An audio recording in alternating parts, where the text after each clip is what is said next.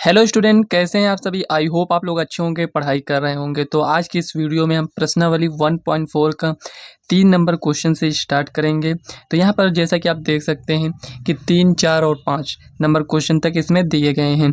तो हम आपको बता दें फ्रेंड्स, इसके पहले की वीडियो में हम पहला और दूसरे क्वेश्चन को हम सॉल्व कर चुके हैं। और अगर आपने इसके पहले की वीडियो को नहीं देखा है तो आप इसी चैनल के प्लेलिस्ट में जाकर वहाँ से एक तरफ से वीडियो को देख सकते हैं। तो यहाँ पर देखिए, जो 3 नंबर क्वेश्चन है ये आपके एग्जाम में तो नहीं आता है, लेकिन फ्रेंड्स इसको आपको समझना आपके लिए काफ़ी इंपॉर्टेंट है। इसमें हम थोड़ा इसको डिटेल से क्वेश्चन को सॉल्व करेंगे। तो यहाँ पर देखिए, जो भी इसमें दिया गया क्वेश्चन को हम पहले पढ़ते हैं, उसके बाद इसमें क्या कह रहा है इसको हम समझेंगे। तो क्वेश्चन में कह रहा है तीसरे में, आपको याद होगा कि पाई को एक वृत्त की परिधि और उसके व्यास के अनुपात से परिभाषित किया जाता है, अर्थात पाई बराबर C/D है। यह इस तथ्य का अंतर्विरोध करता हुआ प्रतीत होता है कि पाई अपरिमेय है। इस अंतर्विरोध का निराकरण आप किस प्रकार करेंगे। तो देखिए फ्रेंड्स, क्वेश्चन को पढ़कर आपको जितना कुछ भी समझ में आया है, तो चलिए फ्रेंड्स अब हम इसको अच्छे से यहाँ पर समझते हैं। तो यहाँ पर देखिए फ्रेंड्स, थोड़ा हम डिटेल से अच्छे से क्वेश्चन को हम समझने वाले हैं। देखिए क्वेश्चन में आपने देखा कि उसमें दिया गया है पाई इक्वल टू C/D। ये C/D है क्या? अगर देखें तो ये क्या है, वृत्त की परिधि है। तो यहाँ पर हम शॉर्ट फॉर्म में लिख रहे हैं, यहाँ पर ये परिधि है, ये क्या है, यहाँ पर ये व्यास है, ये दिया गया है। मतलब कहने का मतलब यहाँ पर क्या है क्वेश्चन का, तो क्वेश्चन का कहने का मतलब सिर्फ इतना है कि यहाँ पर ये जो पाई होता है वृत्त की परिधि और व्यास के अनुपात के बराबर होता है। पाई की वैल्यू हमें फाइंड करना है, तो वृत्त की परिधि दिया हो और अगर हम उसमें वृत्त के व्यास से अगर हम डिवाइड कर देते हैं तो हमें क्या मिल जाएगा, पाई मिल जाएगा। ये इतना यहाँ पर दिया गया है, लेकिन क्वेश्चन में कुछ और ही कह रहा है। क्वेश्चन में ये कह रहा है कि ये जो पाई है, पाई तो आपने पढ़ा होगा कि पाई एक अपरिमेय संख्या है, लेकिन ये जो आपको यहाँ पर देख पा रहे होंगे C/D, मतलब कि ये जो यहाँ पर ये दिख रहा है ये परिमेय संख्या दिख रहा है, लेकिन क्या ये रियल में परिमेय संख्या है, तो इसी को हम इसमें समझेंगे। तो चलिए यहाँ पर हम इसको समझते हैं। तो यहाँ पर लिखेंगे सॉल्यूशन। अब चलिए इसको हम सॉल्व करते हैं। सबसे पहले यहाँ पर देखिए वृत्त की परिधि लिखेंगे, वृत्त की परिधि। सबसे पहले यहाँ पर देखेंगे ये कहाँ से आया, वृत्त की परिधि मान लेते हैं, इसको हम C से यहाँ पर रिप्रेजेंट करेंगे।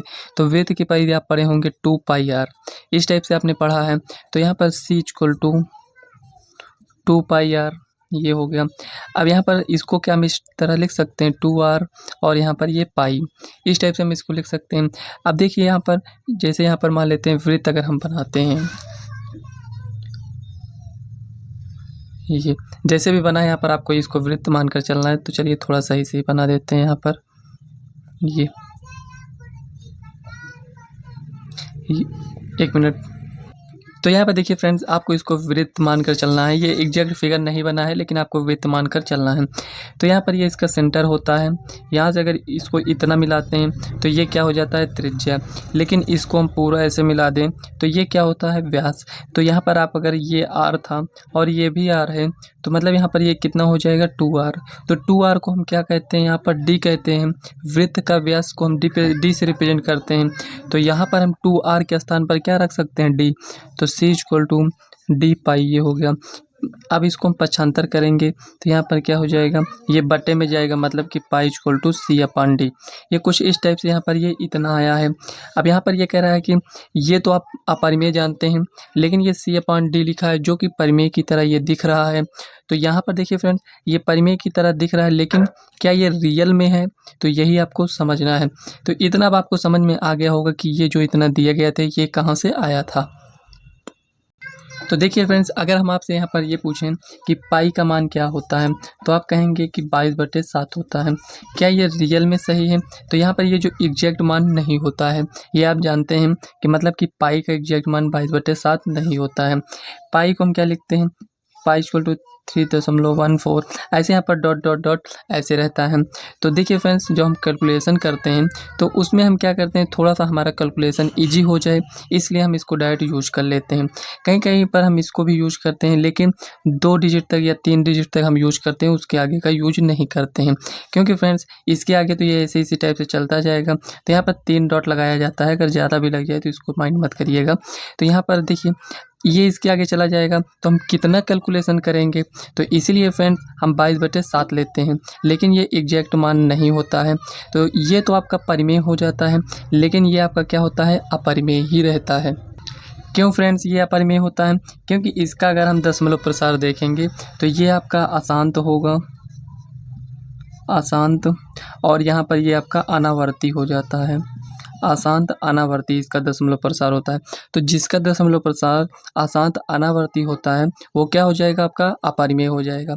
अब यहाँ पर देखिए, इसको आप समझिए, यहाँ पर ये क्या है फ्रेंड्स, यहाँ पर ये सी है, वृत्त की परिधि है, वृत्त की परिधि।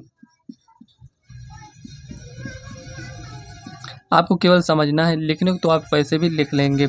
तो यहाँ पर ये क्या है, व्यास है, ये है। अब क्या आप ये बताइए, यहाँ पर ये C/D के रूप में लिखा है, क्या यहाँ पर ये पॉइंट में नहीं हो सकता है? परिमेय संख्या होने के लिए क्या हो सकता है, हमें पढ़ते हैं, ये समझिए आप। परिमेय संख्या होने के लिए ये जो भी लिखा है ये P/Q के रूप में लिखा होना चाहिए। तो आप देख सकते हैं P/Q के रूप में लिखा है, ठीक है। Q नॉट इक्वल टू 0 होना चाहिए। यहाँ पर आप देख सकते हैं, यहाँ पर ये 0 भी नहीं है, ठीक है, ये भी सही है। दोनों कंडीशन यहाँ पर फॉलो कर रहा है।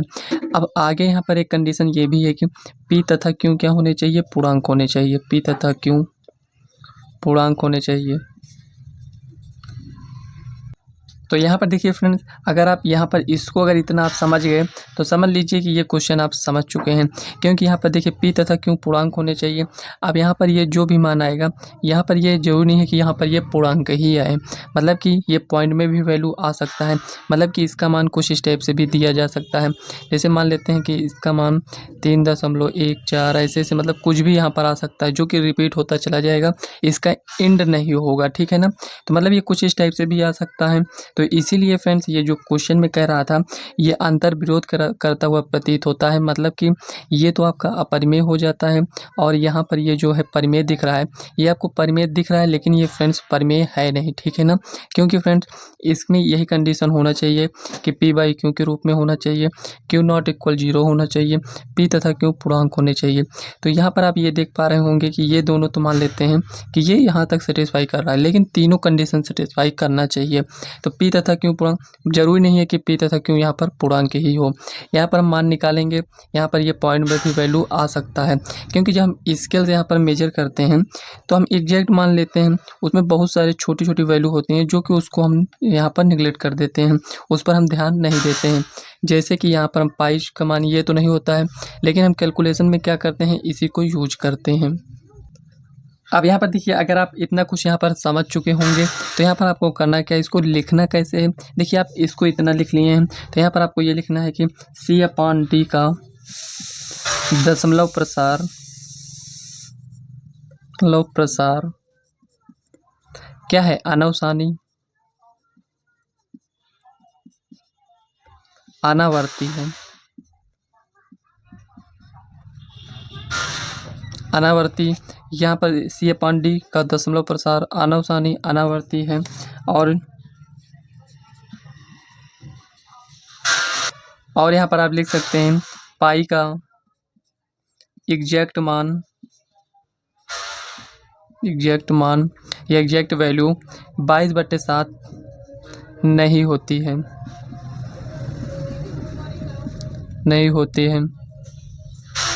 अतः इसमें हमें कोई अंतर्विरोध प्राप्त नहीं होता है।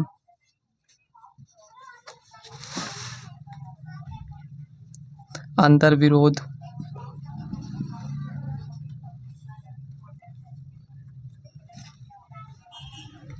प्राप्त नहीं होता है।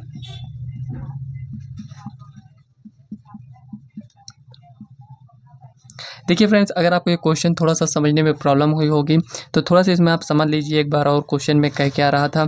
थोड़ा सा हम ज़्यादा टाइम नहीं लेंगे इसमें। देखिए इसमें ये कह रहा था कि ये क्या है, ये परिमेय संख्या, जो कि आप जानते हैं। यहाँ पर ये क्या है, ये परिमेय की तरह दिख रहा है। तो यहाँ पर कह रहा है कि अंतर्विरोध प्राप्त होता है, क्योंकि यहाँ पर एक तरफ तो हम बराबर दिखा रहे हैं, और यहाँ पर इसको हम कह रहे हैं कि ये अपरिमेय है, और एक तरफ इसको हम कह रहे हैं परिमेय।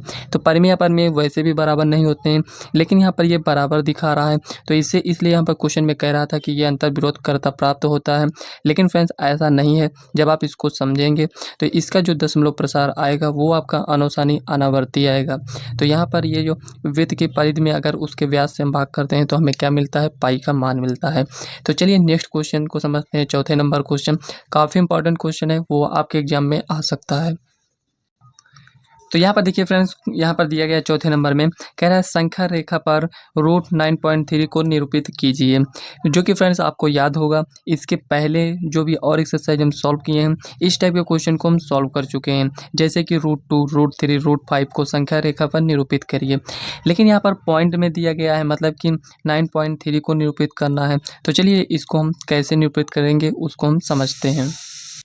तो यहाँ पर चलिए फ्रेंड्स इसको हम ड्रा करते हैं। संख्या रेखा पर रूट 9.3 को निरूपित करना है। तो यहाँ पर कैसे निरूपित करेंगे इसको पूरे डिटेल से यहाँ पर हम आपको बताएंगे। तो यहाँ पर आपको इसके लेनी है और यहाँ पर 9.3 तक आपको ऐसे यहाँ पर ड्रा कर लेना है। तो चलिए यहाँ पर हम 9.3 यहाँ से यहाँ तक इसको हम ड्रा करते हैं पहले।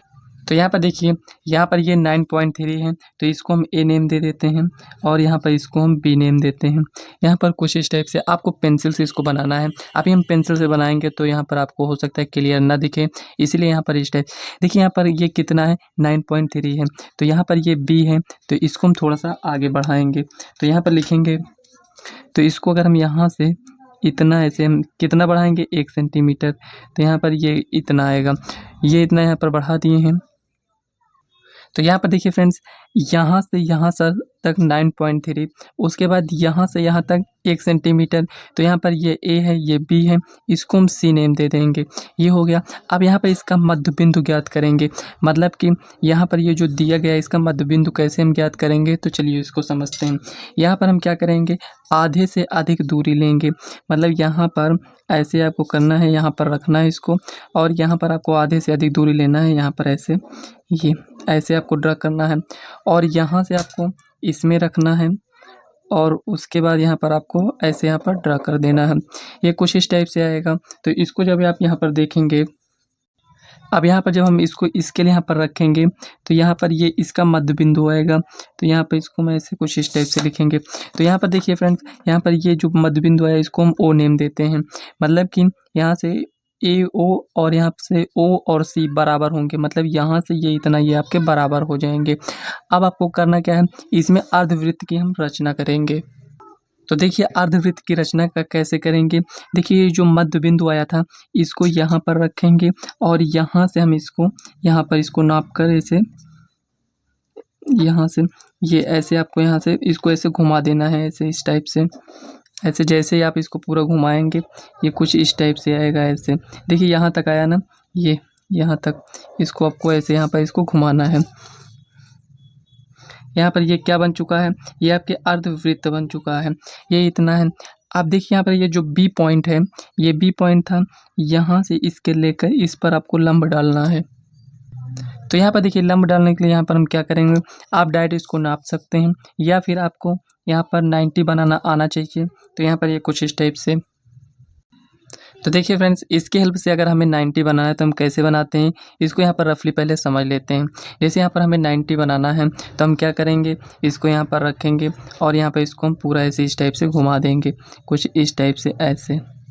ये हो गया। अब यहाँ से इसमें हम कट लगाएंगे। सेम दूरी आपको लेना है यहाँ से यहाँ तक। देखिए यहाँ ये इतना आया है, अब इसको कम ज़्यादा नहीं करना है। उसके बाद यहाँ से देखिए ये इतना और यहाँ से इसको यहाँ से ये इतना, ये हो गया। अब देखिए यहाँ पर ये 60 होगा, ये उससे ज़्यादा दोगुना होगा, ये 120 हो जाएगा, ये वहाँ पर ये 180 हो जाएगा। अब यहाँ पर ये 60 है तो इन्हीं दोनों के बीच में 90 आएगा। तो यहाँ पर हम क्या करेंगे, आधे से अधिक दूरी लेंगे यहाँ पर। अब इसको यहाँ पर ये ऐसे इस टाइप से चाप लगाना है और उसके बाद यहाँ से आपको ये ऐसे इस टाइप से लगाना है। जो भी आएगा इसको आपको स्केल से मिला देना है। तो यहाँ पर जो भी बनेगा ये आपका 90 बन जाएगा। तो इसी टाइप से हम उसमें भी बनाने वाले हैं। अब यहाँ पर देखिए फ्रेंड्स, ये आपका बन चुका है। यहाँ पर संख्या रेखा पर रूट 9.3 को निरूपित कीजिए। इसमें आपको इस बिंदु से यहाँ पर इसमें लंब डालना है। यही जो यहाँ से यहाँ तक की ये दूरी होगी, यही आपका रूट 9.3 होगा। ये रूट 9.3 है, लेकिन इसमें कह क्या रहा है, संख्या रेखा पर हमें दिखाना है। तो यहाँ से देखिए ये कितना था, आप कहेंगे 1 सेंटीमीटर। तो यहाँ से हम इसको ऐसे ऐसे यहाँ पर बढ़ा देंगे। कितना भी आप बढ़ाइए, ऐसे आप इसको ऐसे ही बढ़ा देना है। उसके बाद यहाँ पर आपको करना क्या है, यहाँ से देखिए स्टूडेंट क्या करते हैं कि वो यहाँ से दूरी लेकर नापते हैं कि ये रूट 9.3, यहाँ से नहीं देखना है आपको, इस बिंदु से देखना है। तो हमें इस पर तो दिखाना नहीं है रूट 9.3 को, हमें संख्या रेखा पर दिखाना है। तो संख्या रेखा पर कहाँ आएगा, इसको समझ लीजिए। तो यहाँ पर देखिए रूट 9.3 को यहाँ से हम इतना इसको मेजर करेंगे। यहाँ पर देखिए ये इतना आएगा, तो यहाँ से ऐसे चाप लगाएंगे। उसके बाद यहाँ पर ये जो भी दूरी आएगी, यहाँ से यहाँ तक ये क्या हो जाएगा, आपका रूट 9.3 होगा। यहाँ से यहाँ तक ये क्या हो जाएगा, रूट 9.3। जो ये जो कौन सा बिंदु है, यहाँ पर ये ए हो गया, यहाँ पर बी सी, ये डी, यहाँ पर ये ओ। तो इस बिंदु को हम ई नाम देते हैं। तो यहाँ पर ये जो हो जाएगा बी ई इक्वल टू क्या हो जाएगा, रूट 9.3। यही आपका यहाँ पर संख्या रेखा पर आपको दिखाना था। अब देखिए यहाँ पर इसकी हम रचना जो भी यहाँ पर लिखे हैं, मतलब कि जिस टाइप से आपने यहाँ पर बनाया है उसी टाइप से यहाँ पर आपको लिख देना है, कुछ भी नहीं करना है। यहाँ पर देखिए रचना चरण अगर आप देखेंगे तो यहाँ पर लिखें कि ए बी, यहाँ पर सबसे पहले हम क्या किए थे, ए बी को ड्रा किए थे। ए बी कितना था, 9.3 सेंटीमीटर की रेखा खींचे। बिंदु बी से सी तक 1 सेंटीमीटर तक बढ़ाए हैं। यहाँ पर बी से सी तक 1 सेंटीमीटर बढ़ाए थे, ये हम आपको बताए थे। अब यहाँ पर ओ क्या है, ए सी का मध्य बिंदु है। तो यहाँ पर देखिए ये जो आप ए सी देख रहे हैं, ये क्या है, यहाँ पर मध्य बिंदु है। ओ बिंदु क्या है, मध्य बिंदु है। अब यहाँ पर ए ई सी अर्धवृत्त की रचना की है, मतलब कि यहाँ पर देखिए ये जो यहाँ पर रचना की ये क्या है, अर्धवृत्त है। तो यहाँ से ए ई सी क्या है, अर्धवृत्त। तो वही आपको यहाँ पर लिख देना है, ए ई सी अर्धवृत्त की रचना की है। ओ को केंद्र तथा ओ ए तथा ओ सी को त्रिज्या मानकर। अब देखिए फ्रेंड्स, यहाँ पर ये अर्धवृत्त है, तो यहाँ से यहाँ तक मिलाएं, आप कहीं पर भी मिलाएंगे तो वो क्या होगा, त्रिज्या ही तो होगा ना। तो यहाँ पर कह रहा है कि ओ ए या ओ सी, मतलब कि यहाँ पर ये ओ ए और यहाँ से ये ओ सी ले लीजिए, मतलब कि ये सभी क्या होंगे, बराबर होंगे, क्योंकि ये त्रिज्या है। तो यहाँ से ओ ए हो गया, यहाँ से ओ डी हो गया, यहाँ से ओ सी, ये सभी क्या हो जाएंगे, बराबर होंगे। तो यहाँ पर लिखा बी से डी को मिलाया, मतलब यहाँ से यहाँ तक इसको जब हम मिलाएंगे, मतलब आपको लंब डालना है, जहाँ पर ये टच होगा यही आपका रूट 9.3 हो जाएगा। तो बी से डी को मिलाया तथा ओ डी को मिलाया, यहाँ पर ओ डी को मिलाया। मतलब देखिए यहाँ तक जब आप इतने को यहाँ पर इतना रचना किए थे, आप इसको केवल आपको मिला देना है, बस ऐसे डॉट डॉट कर मिला देना है। अब यहाँ पर देखिए बी डी क्या है, रूट 9.3 हमें मिला। अब देखिए ये तो हमें रूट 9.3 मिल गया, लेकिन हमें संख्या रेखा पर दिखाना था। तो यहाँ से आपको इस दूरी को नापना है और यहाँ पर ऐसे आपको चाप लगा देना है। तो जहाँ पर ये कट करेगा, यहाँ से आपको नहीं देखना है, इस बिंदु से बी ई क्या हो जाएगा, रूट 9.3 होगा। तो देखिए फ्रेंड्स, यहाँ पर हम इतना आपको इसको भी बता दिए हैं, और यहाँ पर रचना चरण में जो भी आपको लिखना है ये भी हम आपको बता दिए हैं। तो यहाँ पर बी डी रूट 9.3 हमें मिला, लेकिन यहाँ पर देखिए आगे आपको लिखना है तथा B E equal to root 9.3 है, जो कि संख्या रेखा पर है, जो कि संख्या रेखा पर है। और अगर यहाँ पर आप एक बात ये भी ध्यान दें कि अगर 9.3 नहीं होता, यहाँ पर 9 होता, तो ये कितना हो जाता है, इसका स्क्वायर रूट 3 होता। अब यहाँ पर ये थोड़ा सा ज़्यादा है, तो 3 दशमलव कर ये कुछ आएगा।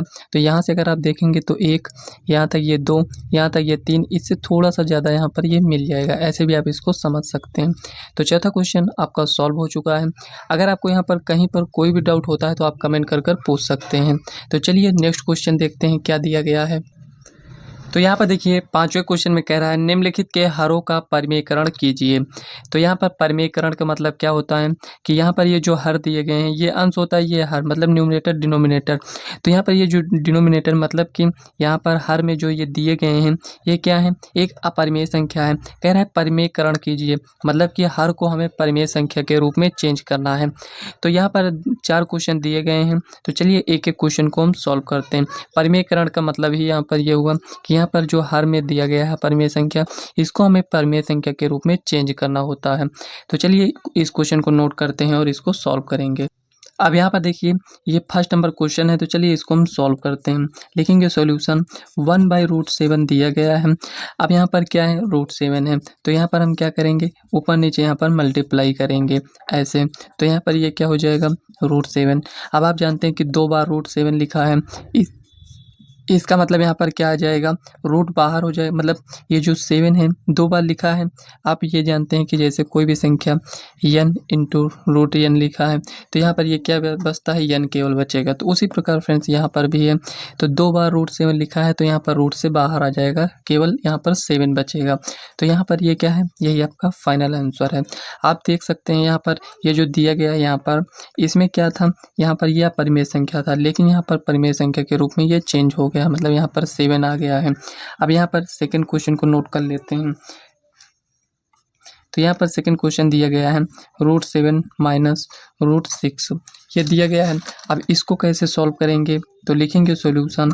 अब यहाँ पर ये जो भी दिया गया है परिमेयकरण हमें करना है, तो यहाँ पर इसको सॉल्व करते टाइम आपको ये बात का ध्यान देना है कि यहाँ पर ये जो माइनस है तो यहाँ पर हम प्लस से गुणा करेंगे, मतलब कि यहाँ पर ये इस टाइप से आपको यहाँ पर गुणा करना है। अब आप यहाँ पर ये देख सकते हैं कि माइनस है तो प्लस से, क्या प्लस होगा तो माइनस से करेंगे, तो बिल्कुल फ्रेंड्स आपको यहाँ पर प्लस है तो यहाँ पर आपको माइनस रखना है, मतलब साइन चेंज करा आपको, यहाँ पर आपको साइन चेंज कर देना है, जो भी साइन रहेगा यहाँ पर चेंज करना है। तो यहाँ पर ये कितना हो जाएगा, ये आपका √7 प्लस 1 से गुणा करेंगे तो कितना आएगा, इतना ही तो आएगा बटे में। अब आप ये फार्मूला पढ़े होंगे a + b a - b, क्या फार्मूला था, तो आप कहेंगे a + b a - b अगर रहे तो हम क्या करते हैं, a² - b², मतलब कि यहाँ पर हम क्या करेंगे, √7 का स्क्वायर माइनस √6 का स्क्वायर, ये हो जाएगा। अब यहाँ पर कितना आ जाएगा, तो आप कहेंगे √7 प्लस √6 बटे में, यहाँ पर देखिए √7 का स्क्वायर है तो 7 हो जाएगा, √6 का स्क्वायर है तो यहाँ पर ये 6 हो जाएगा, तो 7 में से 6 जाएगा तो 1 बचेगा। तो यहाँ पर लिखेंगे √7 प्लस √6 बटे में यहाँ पर 1 है, तो यहाँ पर आपको इसको लिखने की कोई आवश्यकता नहीं है। तो यहाँ पर यही आपका फाइनल आंसर हो जाएगा। इसी टाइप से आपको क्वेश्चन को सॉल्व करना है। वैसे फ्रेंड्स कोई भी आपको डाउट नहीं होना चाहिए, क्योंकि इसमें कुछ है नहीं, केवल आपको साइन को चेंज करके इसको सॉल्व कर लेना है। तो चलिए नेक्स्ट क्वेश्चन देखते हैं क्या दिया गया है। तो यहाँ पर देखिए थर्ड क्वेश्चन ये दिया गया है, तो चलिए इसको सॉल्व करते हैं। तो लिखेंगे सॉल्यूशन। अब यहाँ पर देखिए जो दिया गया है इसको एक बार नोट करते हैं।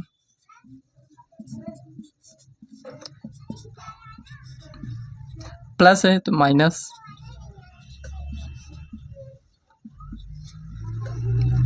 तो यहाँ पर देखिए फ्रेंड्स परिमेयकरण करने से यहाँ पर क्या होता है कि देखिए इसमें कोई चेंजिंग नहीं होगा।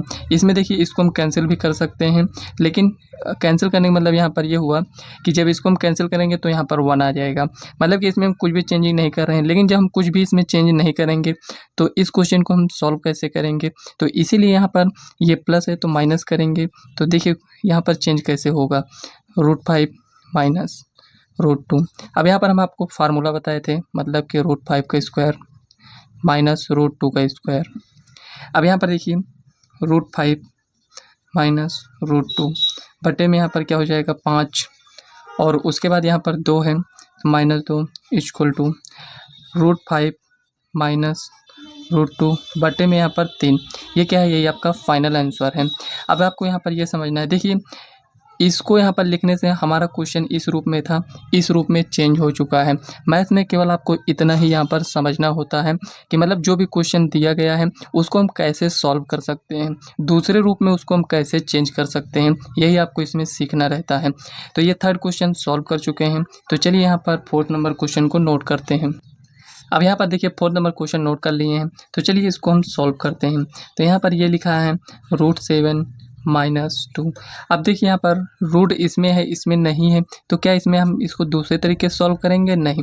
यहाँ पर लिखा तो सेम टाइप से है, यहाँ पर अपरिमेय संख्या होती थी, यहाँ पर मतलब जो इसके पहले सॉल्व किए थे अपरिमेय संख्या था, लेकिन यहाँ पर ये देखिए ये भी तो अपरिमेय संख्या है, तो इसमें हम क्यों नहीं चेंज करेंगे? तो यहाँ पर माइनस है, तो यहाँ पर क्या लिखेंगे? प्लस, मतलब कि यहाँ पर ये जो है यहाँ पर प्लस लिख देंगे। √7 + 2 ये आ गया। अब यहाँ पर देखिए √7 है तो √7 लिख दीजिए, +2 है तो +2। इसको हम क्या किए? 1 से गुणा किए। कोई और संख्या होता है, मान लेते हैं यहाँ पर 2 होता तो 2 से इसमें गुणा करते, 2 से इसमें, ठीक है ना। ऐसा नहीं है कि यहाँ पर जो लिखा है इसको हम लिख रहे हैं, इससे हम गुणा कर रहे हैं। एक बार √7 को 1 से किए तो इतना आया, और 2 को इससे गुणा किए तो यहाँ पर 2 आ गया। अगर यहाँ पर 2 होता तो कुछ और यहाँ पर संख्या आता, ठीक है ना। अब यहाँ पर ये जो दिया गया है क्या बताए थे? √7 का स्क्वायर माइनस यहाँ पर 2 है तो 2 का स्क्वायर, ये हो गया।